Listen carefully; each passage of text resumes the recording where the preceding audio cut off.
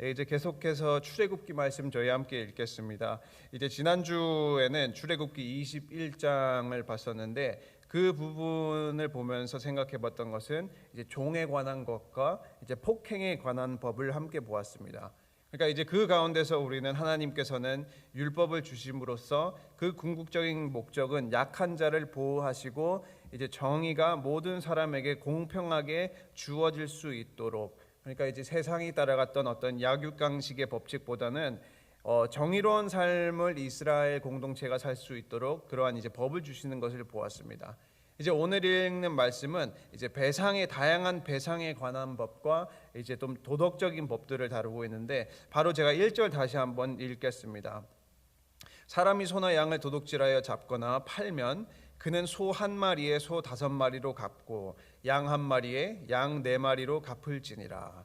그러니까 이제 먼저는 도둑과 이제 도둑질에 관한 것입니다. 여기에서는 이제 그 10계명의 8계명, 도둑질하지 말라의 계명을 어떻게 보면은 더 잘 이렇게 디테일하게 해석을 할 수 있도록 하는데, 만약에 사람이 남의 소나 남의 양을 훔쳐서 죽이거나 이제 팔게 되면은 같은 종류의 짐승으로 가져간 만큼, 그러니까 한 마리로만 메꾸는 것이 아니라 그에 대해서 몇 배로, 소는 한 마리에 5마리로, 양은 한 마리에 4마리로, 그러니까 도둑질하고 그것을 잡게 되면은 거의 400%, 500%를 갚아야 되는 무거운 처벌입니다.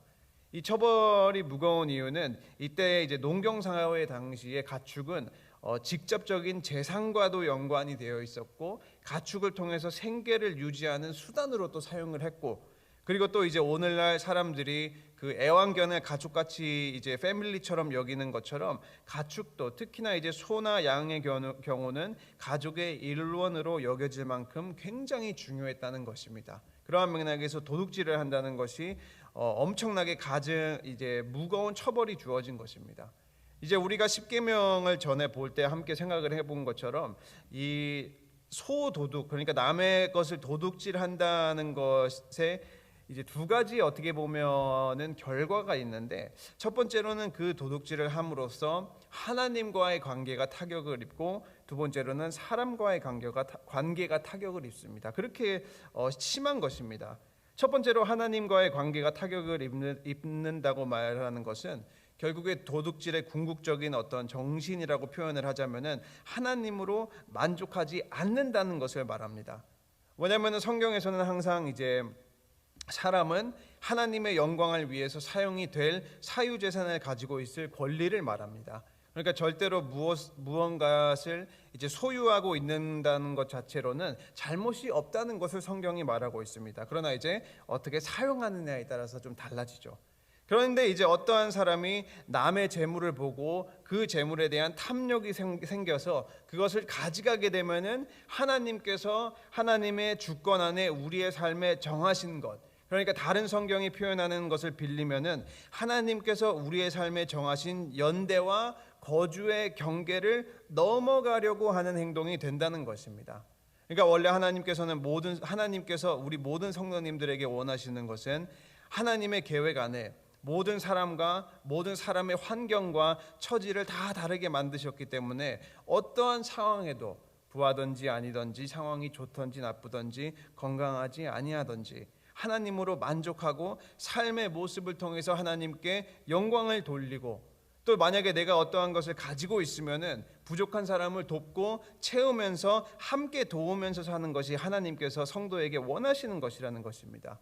재물이 있으면은 가난한 자를 돕고, 지식이 있으면은 지식이 없는 자를 돕고, 나에게 사랑이 많고 나에게 섬기려고 하는 이제 좋은 마음이 있으면 그렇지 못한 사람들을 도울 수 있게 하시고, 또 우리 성도님들 가끔 가다가 이제 요즘 이제 스마트폰이나 그런 거 하시는 게 힘드실 수도 있으니까 저 같은 젊은 사람 하나 딱 붙여주셔가지고 도울 수 있도록 하시잖아요. 그러니까 돕는 목적으로 교회 안에, 가족 안에, 부부 간에 나이가 다르고 배경이 다르고 환경이 다르고 다른 것은 너무나도 좋은 것이라는 것입니다. 섬김의 통로가 된다는 거예요. 그러니까 어쨌든 이러한 맥락에서 하나님께서 다양하게 상황의 처지를 만드셨는데, 도둑질을 하게 되면 결국에 하나님께 나에게 예정하신 것이 잘못되었다고 말을 하는 것입니다. 단순히 훔치는 것이 아니라. 또 두 번째로는 말씀드린 것처럼 이 도둑질로 인해서 이웃과의 관계가 타격을 입게 됩니다. 결국에 이 도둑질을 하면은 이웃이 피해를 봐도 상관이 없는다는 거예요. 그러니까 이스라엘 공동체 안에서 내 이웃이 있는데 그 사람이 많던 적던 간에 사유재산을 가지고 있고 이제 그것을 통해서 그 사람 나름대로 좋은 청지기 역할을 하려고 하는데 그것을 도둑질을 하게 된다는 것은 그 사람은 당연히 이제 타격을 입게 되고 이웃을 사랑하라고 하는 하나님의 계명, 이웃과 이웃 간의 공평하고 정의로운 관계를 유지할 수 없기 때문에 우리가 이렇게 본 것처럼 도둑질에 대해서는 굉장히 엄중한 처벌이 주어지는 것을 볼 수 있는 것입니다. 그러니까 이러한 맥락에서 이제 넘어가서 2절하고 3절은 이 도둑질에 관한 정당 방위의 범위를 다루고 있는데 제가 한번 읽겠습니다. 2절하고 3절. 도둑이 뚫고 들어오는 것을 보고 그를 쳐 죽이면 피 흘린 죄가 없으나 해 도준 후에는 피 흘린 죄가 있으리라.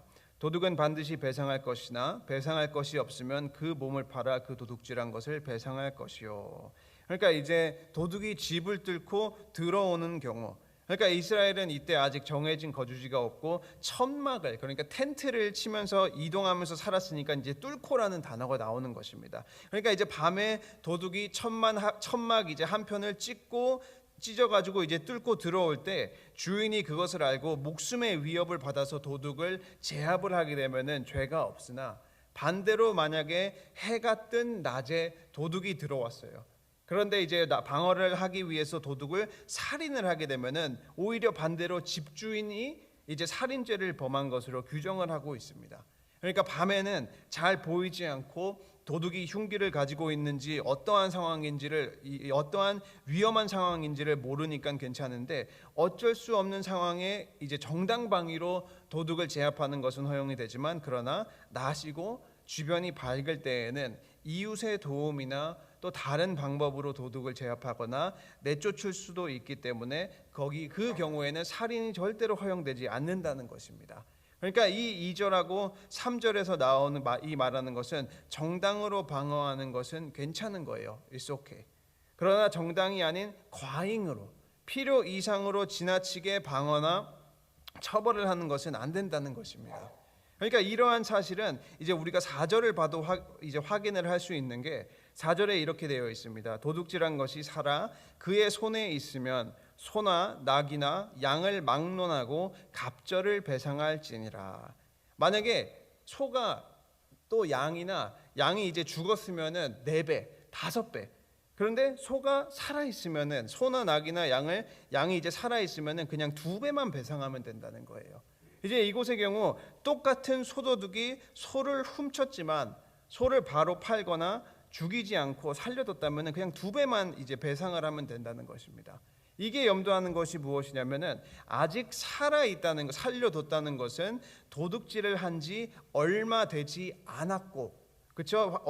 그 사건이 일어난 지 얼마 되지 않았고, 또 바로 즉각 팔거나 죽이지 않고 내가 지금 지체하고 있다는 것은 상습적으로 하는 것이 아니라, 그렇죠? 상습적으로 하는 것이 아니라 전과가 없는 초범일 수 있기 때문에 회심을 하고 마음의 양심의 가책을 얻어서 회심을 하고 주인에게 다시 돌려주고 용서를 구할 수 있는 가능성이 있기 때문에 그에 대한 처벌은 당연히 다르다는 것입니다. 그러니까 이제 1절에서 우리가 이미 본 것처럼 소도둑이 소를 바로 팔거나 죽이면은 그에 대한 처벌이 훨씬 심한 것은 이제 바로 팔고 바로 잡고 바로 팔았다는 것은 이게 한두 번 훔쳐본 것이 아니라 상습적으로 계획적으로 굉장히 치밀하게 이제 도둑질을 했다는 것을 뜻하는 것입니다. 그러니까 바로 잡고 팔죠.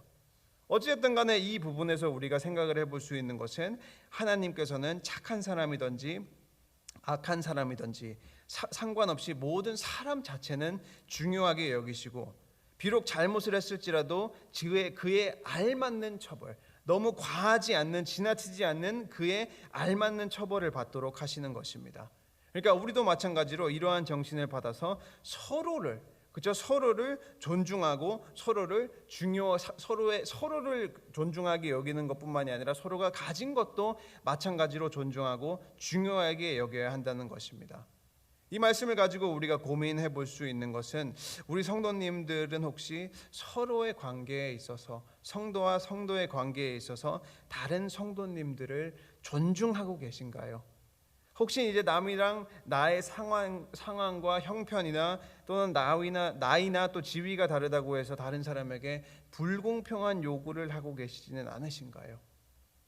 또 이 말씀을 우리 내 자신에게 나에게 이제 적용을 하게 되면은 혹시 나는 내가 잘못을 하면은 괜찮고 덜 시리어스하고 남이 똑같은 잘못을 하면은 더 심한 죄를 지은 것처럼 여기시지는 않으신가요? 우리도 자칫 잘못하면은 세상이 말하는 것처럼 내로남불, 내가 하면 사랑, 남이 하면 불륜이라는 이중잣대를 가지고 불공평하게 나와 다른 성도님들을 다르게 판단할 수도 있다는 것입니다.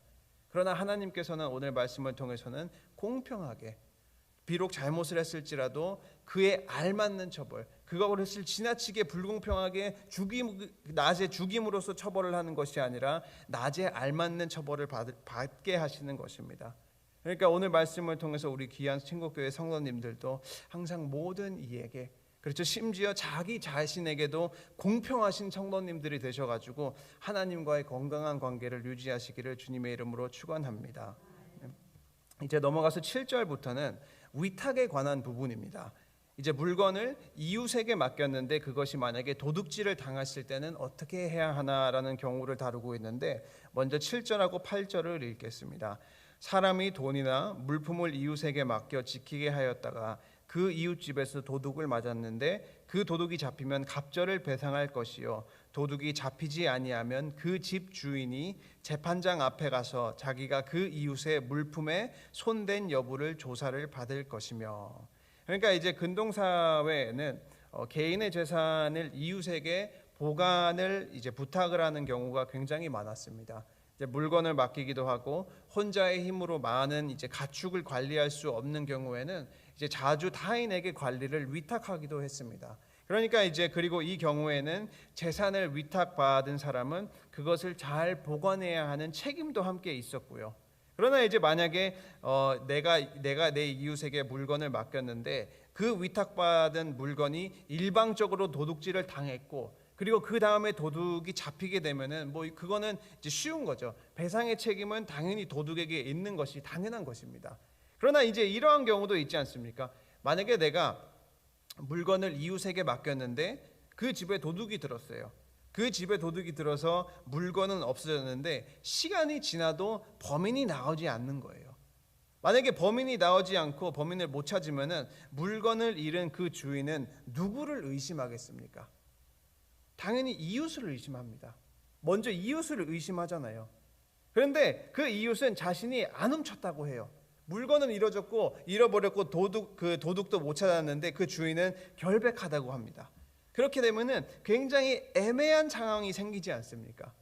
또 이러한 경우뿐만이 아니라 다른 애매한 경우도 이제 성경의 이제 9절에서 구절 첫 부분에는 이렇게 다루고 있는데, 여기에서는 어떤 잃은 물건, 즉 소나 낙이나 양이나 의복이나 또 다른 잃은 물건에 대하여 어떤 사람이 이르기를 이것이 그것이라 하면, 이게 말하는 것이 무엇이냐면, 만약에 어떤 사람이 길을 가다가 100불짜리를 딱 주었어요. 100불이 있네 하고 100불을 딱 주었는데 저 앞에서 사람이 헤이 스탑 wait a minute 하고 오더니 그게 내 거라고 내놓으라고. 그러니까 그게 사실일 수도 있고 아닐 수도 있는 굉장히 애매한 경우가 생긴다는 것입니다. 그러니까 10절에서는 마찬가지로 또 이제 가축을 이웃에게 맡겼는데 아무도 모르게 죽거나 없어지는 일이 일어나는 애매한 경우에는 우리가 어떻게 해야 되냐는 것입니다. 그러니까 이러한 경우에서 성경에서는 오늘 9절과 11절에서 해답을 주는데, 성경은 재판장 앞에 나아가고 또 여호와께 맹세할 것이요라고 기록이 되어 있습니다. 그런데 여기서 두 가지를 말하는 것 같은데, 이 재미있는 것은 이 해답은 하나입니다. 왜냐하면 우리가 이제 성경을 이제 자세히 읽어보면은 재판장이라는 단어 왼쪽에 보면은 1하고 이렇게 괄호가 하나 있습니다. 재판장이라는 단어 왼쪽에 1이라고 하나가 적혀 있고 1 괄호를 괄호가 적혀 있고, 그리고 성경책 아래쪽에 괄호 1이라고 적혀 있는 곳을 보면은 뭐라고 적혀 있습니까? 비록 엄청나게 작은 글씨로 되어 있는데 이제 다른 번역은 하나님이라고 적혀 있습니다. 하나님. 9절에서 재판장이라고 번역이 된 단어의 원어는 성경에서 하나님을 표현할 때 사용되는 단어 중 하나인 엘로힘입니다. 그러니까 사람이 결정하기 애매한 것이 있다면 오늘 본문에서는 엘로힘한테 가라는 거예요. 우리의 재판장 되시는 하나님 앞에 나가서 하나님께 호소하고 하나님의 이름으로 맹세하라는 것입니다. 그러니까 본절과 같이 쉬운 판결이 어려울 때, 애매한 상황이 있을 때, 분명히 위탁된 물건은 없어졌는데 이웃이 끝까지 결백을 하다고 주장을 했을 때, 또 내가 돈을 실수로 흘렸는데 남이 그것을 주워 가지고 돌려주지 않을 때, 그러한 경우에 하나님께서 말씀하시는 것은 서로가 재판장 앞에 가서 하나님 앞에 맹세를 하고 그냥 거기에서 올스탑하라는 것입니다. 거기에서 싸움은 멈추라는 것입니다. 이 목적은 두 가지입니다. 첫 번째로 우리가 하나님의 이름으로 맹세를 한다는 것은, 맹세를 한다는 것 자체가 하나님의 권위를 빌려가지고, 하나님의 권위를 빌려서 내가 말한 것이 참되다는 것을 하나님을 걸어가지고 보증을 하는 것입니다. 이스라엘 사람들은 하나님의 이름으로 맹세를 하는 것 자체가 엄청나게 무게감이 있다고 여겼습니다. 절대로 거짓을 품고 하나님의 이름으로 맹세를 하지 않았습니다. 그러니까 여기에서 의도하는 것은, 만약에 어떤 사람이 물건을 훔쳤는데 처음에는 막 부정을 해요. 안 훔쳤다고. 그러다가 이게 싸움이 번져가지고 커져서 재판까지 가서도 이제 결백을 막 주장하려고 할 때 그 재판장이, 야, 네가 만약에 진짜로 안 훔쳤으면 하나님의 이름으로 맹세를 해라라고 말을 하는 거예요.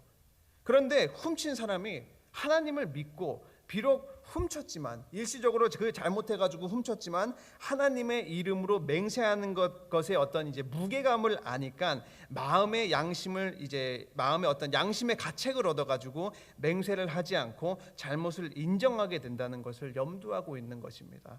그러니까 이곳에는 하나님의 무게감, 그렇죠, 하나님의 중함이 어떻게 보면은 전제되어 있는 것입니다. 그 이름 자체에 있는 존귀함과 영광. 그러니까 이스라엘이 그러한 경우에 하나님의 이름으로 맹세를 함으로써, 만약에 내가 양심의 가책을 얻으면은 그것을 이제 자백을 하는 것. 그렇게 우리도 항상 하나님을 대할 때 가벼운 마음보다는 존귀함, 그렇죠, 하나님을 대할 때 무거운 마음으로 임해야 한다는 것입니다. 그리고 이제 두 번째 목적입니다. 우리가 하나님의 이름으로 맹세를 한다는 것은 우리의 심판자 되시는 하나님을 의지하고 하나님께 모든 것을 맡긴다는 것을 뜻합니다. 왜냐하면 내가 위탁을 한 자로서, 물건을 맡긴 자로서 재판을 가서 재판에서 이제 하나님의 이름으로 맹세를 하면은 당장은 손해가 분명히 와요. 왜냐하면 맹세를 했으니까, 율법에서 말하는 것은 만약에 네가 하나님의 이름으로 맹세를 하면은 더 이상 배상을 받으려고 하지 말라고 합니다. 그런데 여기에서 우리가 생각할 수 있는 것은, 우리가 하나님을 의지하고 하나님께 재판장 되시는 하나님께 호소하고 그의 발 앞에 모든 것을 내려놓을 때 하나님께서 움직이기 시작하시고 우리를 위해서 대신 갚아주신다는 것입니다. 우리가 그것을 알 수 있는 게 열왕기상 8장을 보면은 솔로몬은 이런 기도를 합니다. 이제 열왕기상 8장 31, 32절 한번 읽겠습니다. 만일 어떤 사람이 그 이웃에게 범죄함으로 맹세시킴을 받고 그가 와서 이 성전에 있는 주의 제단 앞에서 맹세하거든, 주는 하늘에서 들으시고 행하시되 주의 종들을 심판하사 악한 자의 죄를 정하여 그 행위대로 그 머리에 돌리시고 의로운 자를 이롭다 하사 그의 의로운 바대로 갚으시옵소서. 솔로몬이 성전을 짓고 그 성전 앞에 기도를 할 때 하나님께 간구했던 것은, 만약에 누군가가 주의 제단 앞에서 하나님의 이름으로 맹세를 하고 하나님께 호소를 했을 때 그 맹세를 한 자의 마음이 악하고 거짓이면 하나님께서는 심판하실 것이고, 반대로 맹세를 한 자의 마음이 선하고 진실하면 하나님께서는 의롭다고 여겨주신다는 것입니다. 우리가 이 말씀을 가지고 생각해 볼 수 있는 것은, 하루하루를 살다가 보면은 때로는 모르는 사람들에게, 또 때로는 가까운 사람들에게 피해와 손해를 보는 경우가 굉장히 많습니다. 물질적인 손해가 될 수도 있고, 기득권이 없기 때문에 손해를 볼 수도 있고, 나이 때문에 손해를 볼 수도 있고, 굉장히 다양한 경우가 있는데, 그럴 때 우리가 보여야 하는 모습이 이 11절에서 나오는 모습입니다. 우리가 오직 하나님을 믿고 의지하고 하나님의 이름으로 손해를 볼 때 하나님은 우리를 아시고 보상해 주실 것이고 높여 주실 것이고 손해를 일으킨 자에게도 올바른 정의가 돌아갈 수 있도록 하실 것입니다. 하나님은 공평하시기 때문입니다. 그렇기 때문에 우리 사랑하는 친구교회 성도님들도 그냥 말로만 하는 것이 아니라 우리 삶 속에서 손해를 보는 것이 쉽지는 않습니다. 그러나 말씀을 마음에 새기시고 힘드시더라도 그래도 손해를 봤을 때, 내가 불공평을 당했을 때 그 사람을 보복으로 하는 것이 아니라 우리의 재판장 되시는 하나님께 나아가셔서 하나님께 감사하시고 하나님께 기도하시고 하나님께 모든 것을 내려놓으셔서 우리를 위해서 움직이시는 하나님만을 의지하시기를 주님의 이름으로 축원합니다. 이제 넘어가서 16절부터는 이제 다양한 이제 도덕적인 법을 다루고 있습니다. 이제 오늘은 다는 못 보겠지만 이제 몇 가지만 먼저 보겠습니다. 이제 16절하고 17절. 사람이 약혼하지 아니한 처녀를 꾀어 동침하였으면 납폐금을 주고 아내로 삼을 것이요, 만일 처녀의 아버지가 딸을 그에게 주기를 거절하면 그는 처녀에게 납폐금으로 돈을 낼지니라. 그러니까 이것은 이제 만약에 이스라엘 공동체 중에 한 남자가 약혼을 하지 않은 여자를 이제 좀 꼬셔가지고 결혼을 하기 전에 동침을 했을 경우에는 이제 납폐금을 주고 아내를 삼아야 한다는 것입니다. 이제 납폐금은 혼인 때 이제 신랑 집에서 신부에게 보내는 예물이나 이제 돈을 뜻합니다. 그러니까 이제 동침을 했다는 것은 상대방과 하나가 됨을 뜻하기 때문에 아직 약혼하지 않은 여자의 삶을 책임질 수 있도록 하는 것입니다. 그러나 이제 그 여인의 아버지가 결혼을 허락하지 않았을 경우에 그때에도 납폐금은 동일하게 지불해야 했습니다. 이게 이때 당시에 어떻게 보면은 자식은 이제 남자든 여자든 부모의 소유물로 생각을 했기 때문에 자식에게 자식이 피해를 입으면은 부모가 피해를 입은 셈이 되는 것입니다. 그러니까 어떠한 경우에더라도 특히나 이제 이 경우에서는 남자가 이웃에 대한 책임감을 가지고 사는 공동체가 되기를 이제 하나님께서 원하신 것입니다. 이제 넘어가서 18절하고 20절입니다. 너는 무당을 살려두지 말라. 짐승과 행음하는 자는 반드시 죽일지니라. 여호와 외에 다른 신에게 제사를 드리는 자는 멸할지니라. 여기에서 다루는 세 가지는 그 이스라엘 백성의 신앙을 위협하는 이방 풍습에 관한 것입니다. 그러니까 이 세 가지들은 어떻게 보면은 액면으로 봤을 때 연관이 없는 것으로 볼 수 있는데 연결고리가 있는데, 이것들은 하나님과 이스라엘이 맺은 언약을 깨는 행위입니다. 그러니까 이제 첫 번째는 무당, 이제 마법사는 또는 요술사라는 의미를 가지고 있는데, 이제 본문의 원어가 이제 여성형으로 되어 있기 때문에 신접한 여인으로 해석할 수 있습니다. 그러니까 점치는 사람, 이 점치는 사람한테 가서 물어보는 거죠. 어떻게 될까요? 뭘 해야 될까요? 그러니까 이들은 이제 미래에 일어날 일과 또 남이 모르는 지식을 알기 위해서 점을 치는 자들이었는데, 하나님께서는 이러한 무당에 대해서 절대로 살려두지 말라고 명령하십니다. 왜냐하면 하나님이 아닌 다른, 그러니까 가짜 마귀를 찾아가서 강구하는 사람들에게 대한 엄중한 경고가 되는 것입니다. 그리고 두 번째는 짐승과 행음하는 경우입니다. 이제 주석을 찾아보니까 이러한 경우에는 어떤 이제 성적으로 정신적인 병을 가지고 있어서 이러한 행위를 하는 것이 아니라 대부분 이제 가나안 종교들과 연루가 되었는데, 가나안이 풍요와 다산을 상징하는 바알과 아세라를 믿었던 것처럼 이 19절에 나오는 행위는 이제 풍요와 다산을 불러오는 것으로 생각을 했다고 합니다. 그러니까 당연히 하나님께서는 지금 창조의 섭리를 벗어나고 다른 신들을 따르고 절대로 너무나도 부끄러운 행위를 하는 것을 금하게 하십니다. 그리고 마지막은 20절. 하나님 외에 다른 신을 드리는 자는 멸하게 됩니다. 이제 십계명에서 이미 제시된 우상 숭배를 금하라는 명령이 반복이 되는데, 여기에서 진멸이라는 것은 단순한 사형뿐만이 아니라 생명을 포함해서 그가 가지고 있었던 모든 소유까지도 파괴되는 것을 뜻합니다. 결국에 이 세 가지가 말하는 것은 하나님의 언약의 중요성, 이방 풍습을 따르는 것이 아니라 하나님의 언약을 지키는 것, 율법을 따르는 것, 율법을 따름으로써 하나님 앞에서 거룩하고 순결한 삶을 살 것을 강조하는 것으로 우리가 볼 수 있는 것입니다. 그렇기 때문에 우리 사랑하는 친구교회 성도님들, 또 오늘도 새 하루를 살아가시는 동안에 하나님께서 주신 말씀을 기억하시면서 우리가 하나님 앞에 거룩한 관계를 세워가시고 비록 하루하루를 살면서 손해를 볼지라도 우리의 재판장 되시는 하나님만을 더욱 의지하셔서 우리를 위해 움직이시는 하나님의 은혜를 많이 체험하시기를 주님의 이름으로 축원합니다. 기도하겠습니다. 사랑의 하나님, 감사합니다.